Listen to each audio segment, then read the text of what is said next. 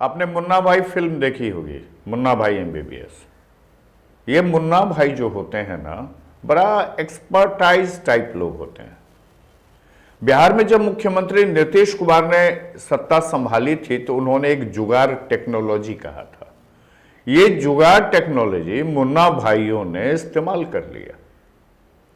अब देखिए कि बिहार पुलिस में जो परीक्षाएं होती हैं या बिहार में जो दूसरी परीक्षाएं होती हैं, उन परीक्षाओं में इन मुन्ना भाइयों ने तो कमाल कर दिया है। गया, सहरसा, ऐसे जगहों पर मुन्ना भाई तो ऐसे जुगाड़ टेक्नोलॉजी इस्तेमाल कर दिया कि आप बिलीव नहीं करेंगे कि कान पूरे शरीर में कहीं ना कहीं एक डिवाइस लगा लिया और उस डिवाइस के जरिए वो परीक्षा पास करना चाहते थे। मुन्ना भाई तो कम से कम इतना तो करता था, जिस फिल्म में था कि उसने एमबीबीएस बनकर के भी वो समाज सेवा करता था। लेकिन इन मुन्ना भाइयों ने तो बिहार सरकार की जो सुरक्षा है और जो परीक्षा लेने की विधि है उसमें ही सिंधमारी कर दी। गया में लोग पकड़े गए, सहरसा में पकड़े गए, और पूरे बिहार में आप अब देख लीजिए कि कितने मुन्ना भाई पकड़े गए। सारे मुन्ना भाइयों को पकड़ के पुलिस अब जेल भेज रही है। मुन्ना भाई की जो ये कहानी है, पहले गया की कहानी आप देख लीजिए। ये गया के विजुअल है और इस गया के विजुअल में ये सारे मुन्ना भाई हैं। इन मुन्ना भाइयों को पकड़ा गया है।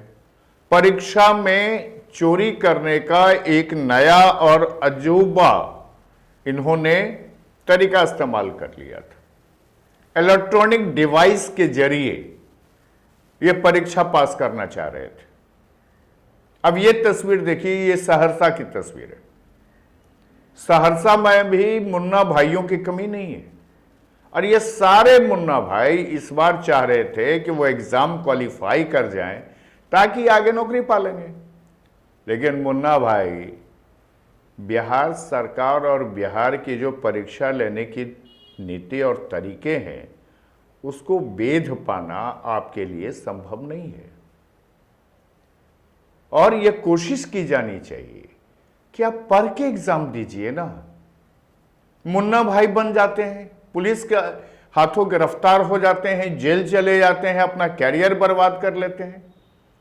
और खास करके ये इलेक्ट्रॉनिक डिवाइस को आप देख लीजिए कि इसके जरिए कैसे मुन्ना भाई जैसे लोग आ जाते हैं समाज में और वो कोशिश करते हैं कि वो परीक्षा पास करके नौकरी पा लें।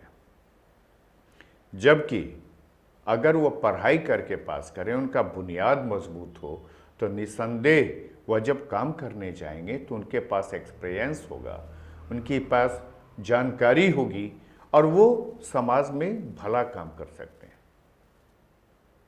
खैर, आपको अभी पहले गया के पुलिस अधिकारी से सुनवाते हैं कि पूरा मामला क्या है। थी मद्य निषेध विभाग के लिए, उसमें सिपाही रैंक के लिए बहाली थी।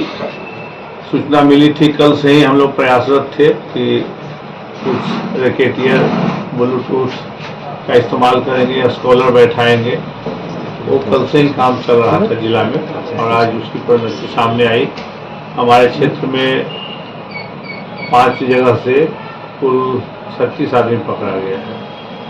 इसमें गया कॉलेज में है, गया कॉलेज, चंदोटी हाई स्कूल और अनुग्रह मेमोरियल कॉलेज में ज़्यादा संख्या में ब्लूटूथ के साथ परीक्षार्थी पकड़े गए हैं। बाकी 2 सिविल लाइन से और 1 कोतवाली से। अच्छा, किस तरह का ब्लूटूथ है ये, कहाँ लगता है? ब्लूटूथ डिवाइस है, इसको कनेक्ट करता है कि ऑपरेटर से, जो साथ में कहीं पे रखता है छिपा करके और कान में लगा करके रखता है, उससे साउंडलेस रहता है। उस ऑपरेटर्स में वो वन साइडेड वो उधर से बोलते जाता है या लोग अपना आंसर लिखता है, उसी में पकड़ा गया है। आगे क्या कार्रवाई की जाएगी? अब तो जो कानूनी प्रक्रिया के तहत इन लोगों को जेल भेजा जाएगा और फिर अनुसंधान किया जाएगा। जो इसके हेड है जो इसको सप्लाई करता है, वहाँ तक हम लोग पहुँचेंगे। अच्छा, डॉक्टरों की मदद से भी निकाला गया है? और डॉक्टर की मदद से भी एक तो वहाँ नूरा मेडिकल कॉलेज जाकर निकाले, फिर वहीं पे हम लोग को डॉक्टर को बुलाए थे परीक्षा केंद्र पे ही, तो वहाँ उनके मदद से निकाला। ऐसे संभव नहीं था, कुछ तो निकल सकता था लेकिन कुछ बहुत अंदर चला गया था, जो अकेले हम लोग के स्तर से या उनके स्तर से संभव नहीं था। आप लोग के प्रयास से ये तो लोग पकड़े गए हैं, तो क्या इसका कोई रैकेट पता लग पाया है कहाँ के लोग हैं? हाँ, बताया है बहुत सारा। इलेक्ट्रॉनिक युग में तो सब एक दूसरे से लिंक्ड है ना, तो वहाँ तक हम लोग पहुँचेंगे। कहीं केंद्र की भी संलिप्तता इसमें दिखती है क्या? जहाँ से ये पकड़े गए हैं वहाँ की संलिप्तता दिखती है? एंट्री इन लोग कैसे कर पाए अंदर जो कर गए? जांच पड़ताल नहीं हुई? एटीएम जो उसका एपरेटस है ना, वो मोबाइल के शक्ल में है लेकिन बहुत छोटा है, और एटीएम कार्ड के तरह भी बहुत लोग बनाए हुए हैं। आप लोगों ने देखा होगा कि सेम आज एटीएम है, थोड़ा सा उसका चौड़ाई मोटाई थोड़ा सा ज्यादा है, उसी में सिम इंसर्ट किया हुआ है। तो उससे विचल देखा होगा कि एटीएम कार्ड है, छोड़ दिया होगा, लेकिन केंद्र की अभी तक कोई संलिप्तता नहीं आई है। अच्छा, कितने छात्रों का ऑपरेशन करके निकाला गया है ये डिवाइस? ऑपरेशन नहीं किया गया है, वो चिमटा टाइप का रहता है ना, वो उधर से खींच लेता है। ऑपरेशन किसी का नहीं किया गया। ये जो पकड़े गए सब गया के लिए बाहर के लिए? लोकल सेंटर था ना, गया जिला के यहाँ का मेल और फीमेल का यहाँ सेंटर था, और बिहार झारखंड का भी गया में सेंटर था।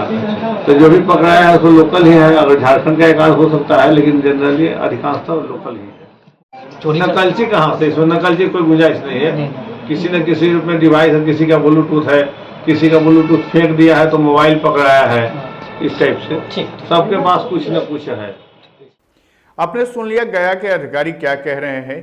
अब आपको सीधे लिए चलते हैं सहरसा, जहां के मुन्ना भाइयों को लेकर के जितनी गिरफ्तारियां हुई हैं, इन पूरे मामले पर सहरसा के भी पुलिस अधिकारी क्या कह रहे हैं, इसको भी सुन लीजिए।